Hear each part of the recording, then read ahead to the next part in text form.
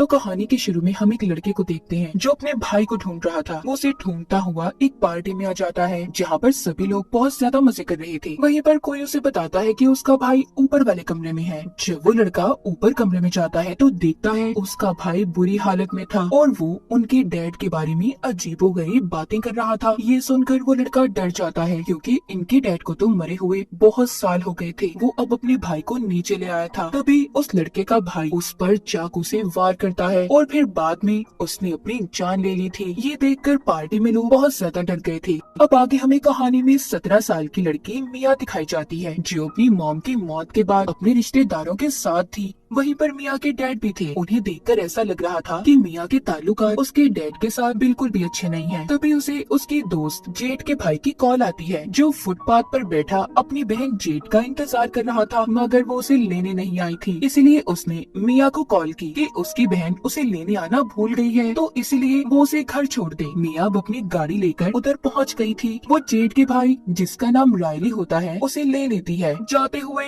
वो खूब मजे में गाड़ी चलाती है। तभी रास्ते में इनकी गाड़ी के आगे अचानक से जख्मी हालत में कैंगरू आकर लेट जाता है। मिया बार बार अपनी गाड़ी उस कैंगरू के पास ले जाती है मगर अपनी गाड़ी को रोक देती है। वो उस कैंगरू की जान नहीं लेना चाहती थी, इसीलिए ये दोनों उस कैंगरू को वहीं पर छोड़कर आगे चले गए थे। वो अब रायली को उसके घर ले आती है जहाँ पर वो अपनी दोस्त जेठ से भी मिलती है। यहाँ पर दिखाया जाता है मिया की दोस्त जेठ अपने एक फ्रेंड के साथ थी जो कभी मिया का भी दोस्त हुआ करता था। लेकिन खैर मिया को अब इन चीजों से कोई फर्क नहीं पड़ता। वो इस बात को नजरअंदाज करके जेठ से बहुत प्यार करती थी। अब बातों बातों में मिया जेठ को एक वीडियो दिखाती है जिसमें एक लड़के की बड़ी बड़ी काली आंखें थी। ऐसा लग रहा था कि उस पर किसी शैतानी आत्मा का कब्जा हो। तभी वहाँ पर उनका एक दोस्त आता है। आज रात इन सब ने अपने दोस्त के यहाँ पार्टी में जाना था। ये सभी उधर पहुँच जाते हैं। मिया का दोस्त सबको बताता है कि हम एक गेम खेलने वाले हैं जिसका नाम है टॉक टू मी, मुझसे बात करो। मिया इस गेम को खेलने के लिए तैयार थी। उसे एक चेयर पर बिठाकर बांध दिया जाता है। अब उसका दोस्त उसके सामने टेबल पर रखी हुई मोमबत्ती जलाता है।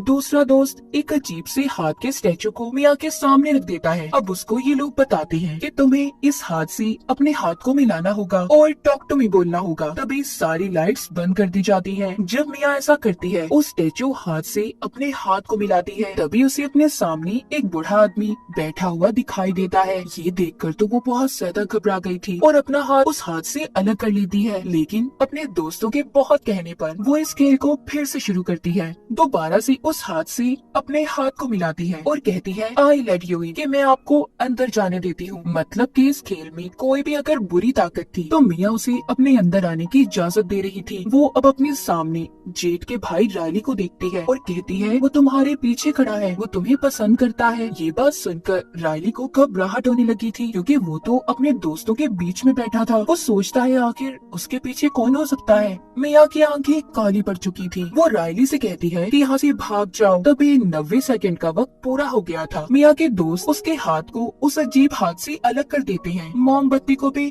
बुझा दिया गया था। मिया अपने होश में आ गई थी। मिया के साथ आखिर हुआ क्या था ये तो हमें कहानी में आगे जाकर पता चलेगा। रात को रायली मिया की बातें सोच सोच कर सो नहीं पा रहा था। उसे अकेले कमरे में बहुत ज्यादा डर लग रहा होता है, इसीलिए वो अपनी बहन जेठ के कमरे में जाता है मगर वो भी उसे अपने साथ सुलाने से मना कर देती है। तभी वो लाउंज में लेडी मिया के पास जाकर लेट जाता है जो आज रात उनके घर पर ही रुकी थी। मिया रायली को अपने सपने के बारे में बताती है जो हमेशा उसे आया करता था। वो बताती है मैं अपने सपने में देखती हूँ कि मैं एक शीशे के आगे खड़ी हूँ लेकिन मुझे उसमें अपना रिफ्लेक्शन अक्स नजर नहीं आ रहा। फिर वो दोनों गेम के बारे में बात करते हैं तो मिया बताती है कि मुझे उस वक्त ऐसा लग रहा था कि जैसे मैं हवा में तैर रही हूँ। अब यही बातें सुनते सुनते रायली सो जाता है। मिया उसके हाथ से उसका फोन लेकर साइड पर रखती है और प्यार से उसके सर पर हाथ फेरती है। जब वो ऐसा कर रही थी हम उसके हाथ को देखते हैं जो अजीब किसी शैतान काली ताकत का लग रहा था।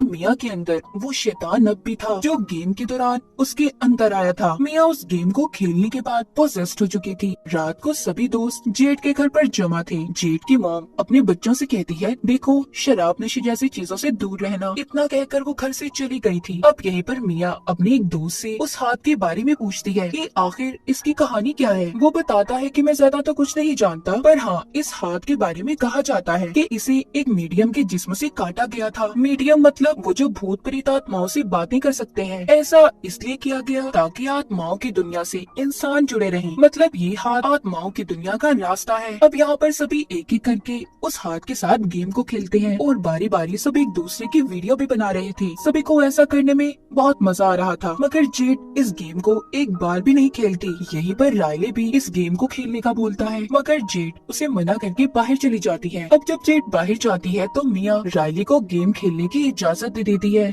मिया तो पोजेस थी, शैतान के कंट्रोल में, तो जो कुछ शैतान उसे सोचने या बोलने का कह रहा था वो वही कर रही थी। रायली अब जब उस गेम को शुरू करता है और वो हाथ पकड़ता है, आई लेट यू इन कहता है, वैसे ही उसके अंदर मिया की मॉम की आत्मा आ जाती है जो कि मिया से बात करने लगी थी। मगर तब तक वो वक्त पूरा हो गया था जो सब दोस्तों ने रायली को गेम खेलने के लिए दिया था। लेकिन मिया ने अपने मॉम की आत्मा को महसूस किया था, उसे उनकी आवाज भी आ रही थी। पर तभी उन आत्माओं की दुनिया से रायली को पसंद करने वाला शैतान उसके अंदर आ जाता है। मतलब कि जो कहानी के शुरू में मिया ने रायली को बताया था कि वो तुम्हारे पीछे खड़ा है, अब वो शैतान रायली के अंदर था। तभी रायली अपने सर को टेबल पर जोर जोर से मारता है। थोड़ी देर बाद उधर पुलिस भी आ गई थी और रायली के मामले में पूछताछ करने लगती है। उसकी बहुत बुरी हालत थी, इसीलिए उसे हॉस्पिटल ले जाया जाता है। इन सब के बाद मिया अब जब रात को घर पहुंचती है तो उसके डैड उससे बात करने की कोशिश करते हैं, मगर वो अपने कमरे में चली गई थी और अपने डैड से कोई बात नहीं करती। फिर कुछ देर के बाद वो हॉस्पिटल में जाती है जहाँ पर रायली दाखिल था। अब वो जानती थी कि हॉस्पिटल जाकर उसे रायली के घर वालों का सामना करना था, क्योंकि गेम खेलने की इजाजत इसी ने दी थी। जैसे ही वो हॉस्पिटल पहुंचती है होता भी ऐसा ही है जैसा कि उसने सोचा था। जेड उस पर बहुत गुस्सा करती है, कहती है कि तुम्हारी हिम्मत कैसे हुई, तुम्हारी वजह से मेरा भाई आज इस हालत में है। ये सुनकर मिया बहुत दुखी हो गई थी और जेड के दोस्त के साथ अपने घर आ जाती है। लेकिन आज रात वो अपने घर अकेले नहीं रुकना चाहती थी, इसलिए जेड के दोस्त को अपने घर पर रुकने का कहती है। वो इन सब चीजों से बहुत ज्यादा तंग आ चुकी थी। मिया अपने घर आकर बेड पर लेट जाती है और अपनी मॉम की वीडियो देख रही थी कि तभी उसकी आंख लग जाती है। उसे अपने सपने में अपनी मॉम नजर आती है जिस वक्त उनकी मौत हुई थी। जैसे ही उसकी आंख खुलती है वो देखती है उसके हाथ के नाखून उखड़े हुए हैं और उनमें से खून निकल रहा है। ये देखकर वो बहुत ज्यादा डर जाती है, मगर ये भी उसका सपना ही था। उसे तभी ये महसूस होता है कि उसके कमरे में जैसे कोई और भी है। जब वो जेड के दोस्त के पास उसे देखने चाहती है जो उसके साथ घर पर आया था, उसे एक शैतान नजर आता है जो जेड के दोस्त के पाँव को चूस रहा था। मिया ये देखकर बहुत डर गई थी। वो बार बार उसे जगाने की कोशिश करती है, कहती है उठो देखो तुम्हारे पास कौन है। लेकिन जैसे ही जेड का दोस्त नींद से जागता है, असलियत में मिया ही थी जो उसके पाँव को चूस रही थी। ये देखकर तो वो बहुत ज्यादा डर गया था और हैरान भी हो जाता है। उधर हॉस्पिटल में जेड और उसकी मॉम जब रायली को बाथरूम में साफ कर रही थी तो तभी रायली जेड के हाथ पर काट लेता है और जोर जोर से हंसता हुआ फिर से अपना सर दीवार में मारता है। शैतान बार बार मिया को भी ये एहसास दिला रहा था कि रायली बहुत दुख में है, तो उसे तुम उसके दुख से आजाद कर दो, यानी कि मार दो। मिया इन सब के बारे में अपने सभी दोस्तों से बात करती है। फिर वो उसी लड़के के पास जाते हैं जिसको हमने कहानी के शुरू में देखा, जिसके भाई ने भी अपनी जान ले ली थी। वो लड़का उन्हें यही बताता है कि वो हाथ एक शैतानी हाथ है, आत्माओं की दुनिया का रास्ता। इससे ज्यादा मैं उसके बारे में और कुछ नहीं जानता। इसीलिए मिया के जितने भी दोस्त थे कुछ ना कर पाने की वजह से अपने अपने रास्ते चल देते हैं। अब मिया, जेड और उसका दोस्त तीनों हॉस्पिटल वापस आते हैं। वो ये सोच रहे थे कि शायद उस दिन गेम में कुछ अधूरा रह गया हो कि जब रायली वो गेम खेल रहा था तो उसने अपना सर जब टेबल पर मारा, इसी उसमें सब लग गए और उस मोमबत्ती को बुझाना भूल गए। तभी वो शैतान असल दुनिया में आ गया और अब रायली के अंदर है। वो उस शैतानी हाथ को रायली के हाथ में देते हैं पर कुछ भी नहीं होता। मिया ये सोचती है कि अगर रायली कुछ बोल नहीं रहा तो क्या पता वो मर गया हो, इसीलिए अब वो उस हाथ से अपना हाथ मिलाती है और कहती है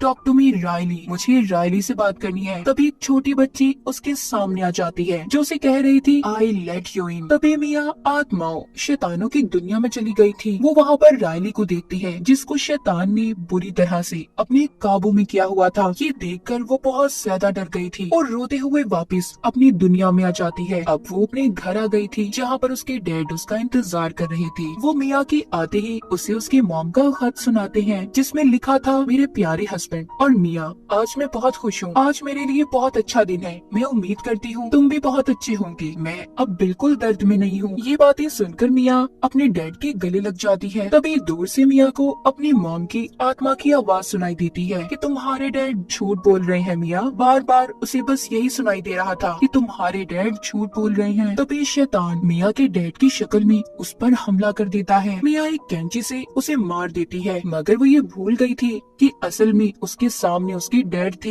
ये सिर्फ उसका बस एक वहम था कि उसके सामने शैतान है। फिर वो अपने दोस्त जेड को कॉल करती है और बताती है कि मैं बहुत दर्द में हूँ, तो मेरे घर आ जाओ। जेड अब रायली को अकेला छोड़कर मिया के घर जाने के लिए निकल जाती है, पर ये क्या, मिया तो हॉस्पिटल की पार्किंग में थी जो जाते हुए जेड को देख रही थी। इसका मतलब कि शैतान अभी भी मिया के अंदर था, जिसने धोखे से जेड को घर पर बुलाया ताकि वो रायली को मिया से मरवा सके। अब मिया हॉस्पिटल से रायली को व्हील चेयर पर बिठाकर रोड पर ले आई थी। दूसरी तरफ जेड मिया के घर पहुंचकर उसे बार बार कॉल कर रही थी। अब जब मिया उसकी कॉल नहीं उठाती तो वो उसके घर के अंदर जाती है और देखती है कि मिया के डैड खून में लथपथ पड़े हैं। ये देखकर जेड को सब कुछ समझ आ गया था। वो अपनी मॉम को कॉल करके मिया के बारे में बताती है और अब वो जल्दी जल्दी हॉस्पिटल पहुंचती है तो देखती है मिया रायली को व्हील चेयर पर रोड के दरमियान में ले जा रही थी। मिया दिल ही दिल में ये सोच रही थी कि उसे रायली को मारना चाहिए या नहीं, जैसा कि उसने कैंगरू के बारे में सोचा था जो हमने कहानी के शुरू में भी देखा। तभी यहाँ पर मिया की मॉम की शक्ल में वो शैतान आता है जो बार बार उसे रायली को मारने के लिए उकसा रहा था। तभी मिया यहाँ पर गाड़ी के सामने रायली को फेंकने के बजाय खुद कूद जाती है, लेकिन जेड ने उसे बचा लिया था। अब वो जख्मी हालत में हॉस्पिटल में थी, जहाँ पर वो शीशे में खुद को देखती है तो उसे अपना अक्स नजर नहीं आता और बेहोश हो जाती है। उसका बुरा सपना सच हो गया था। वो आत्माओं की दुनिया में फंस गई थी। उसे आत्माओं की अंधेरी दुनिया में मोमबत्ती की रोशनी दिखाई देती है। जब वो उसके पास जाती है तो मोमबत्ती के ऊपर एक हाथ होता है। मिया जैसे ही उस हाथ को पकड़ती है तो उसे एक लड़का दिखाई देता है जो कहता है, आई लेट यू इन, मतलब अब ये हाथ किसी और के साथ गेम खेलने वाला था। ये बात तो साफ थी कि मिया ने रायली को बचाने के पीछे अपनी जान को खतरे में डाल दिया। वो हाथ किसके पास था इस बारे में भी किसी को कुछ नहीं पता। और इसी के साथ इस फिल्म की कहानी भी